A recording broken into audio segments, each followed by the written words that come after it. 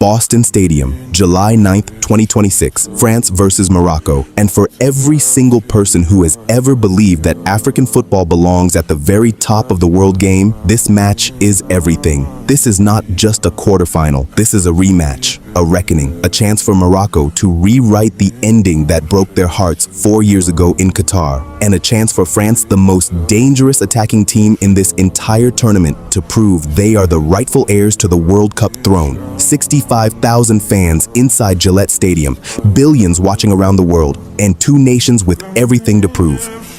4 years ago, Theo Hernandez put France ahead in the 5th minute.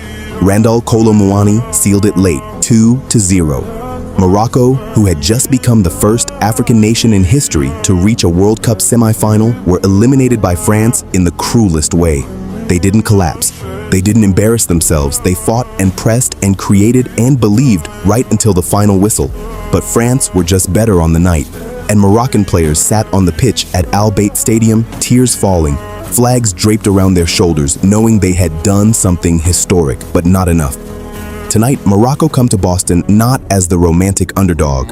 They come as a team on a 34-match international unbeaten run. They come as a team that just destroyed Canada 3-0 in the round of 16. They come for revenge.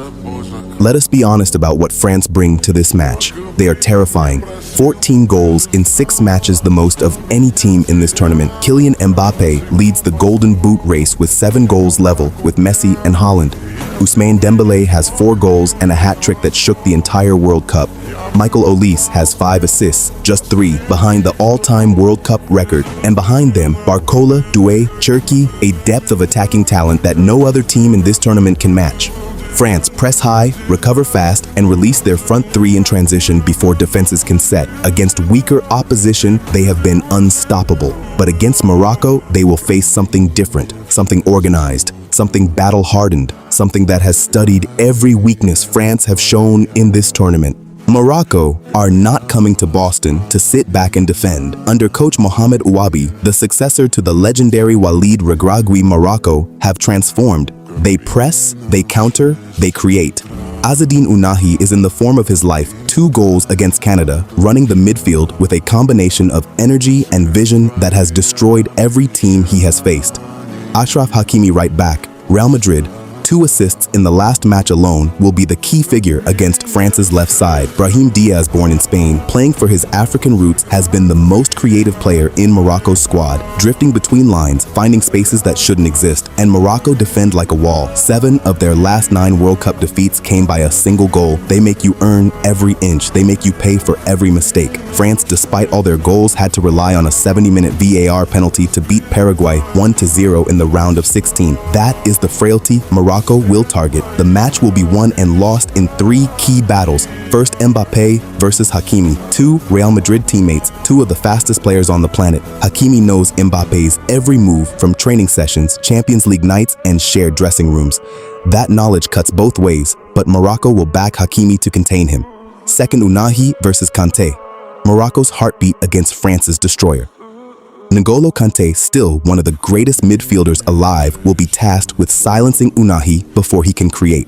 If Kanté wins that battle, France control the game. If Ounahi wins, Morocco create chaos. Third, Maignan versus Morocco's set pieces. Hakimi delivers corners and free kicks with devastating precision. France's goalkeeper, Mike Maignan, is elite, but Morocco's aerial threat at set pieces has caused problems for every team in this tournament. So, what happens in Boston tomorrow? France are the favorites. The stats say France win. The Golden Boot race says Mbappé scores. The history says France, who have beaten Morocco in both previous competitive meetings, advance. But history also said no African team would ever reach a World Cup semifinal until Morocco did it in 2022. History also said the 2026 World Cup group stage would be familiar territory for African teams until 9 of Africa's 10 teams reached the knockout rounds. Morocco are not here to make up the numbers. They are here to make history again. And if Ounahi runs the midfield, if Hakimi contains Mbappé, if Morocco's defensive wall holds for 60 minutes, this match goes to extra time. And in extra time, anything can happen. But beyond the tactics, beyond the stats, beyond the individual battles, this match carries a weight that goes far beyond football. For Morocco, for Africa, this is a chance to stand in the Final Four of the World Cup for the second time in 4 years, to prove that 2022 was not a miracle, to prove that Africa belongs at the top table of world football permanently. For France, this is a chance to reach a third consecutive World Cup final, something only Brazil has ever achieved. For Mbappé, a chance to break away from Messi and Haaland in the Golden Boot race and stamp his name on this tournament forever. Boston Stadium tomorrow will be the most emotionally charged match of this entire World Cup.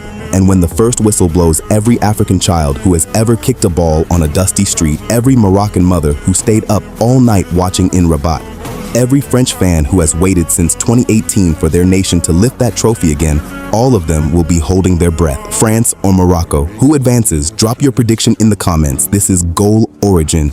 Don't forget to subscribe, like,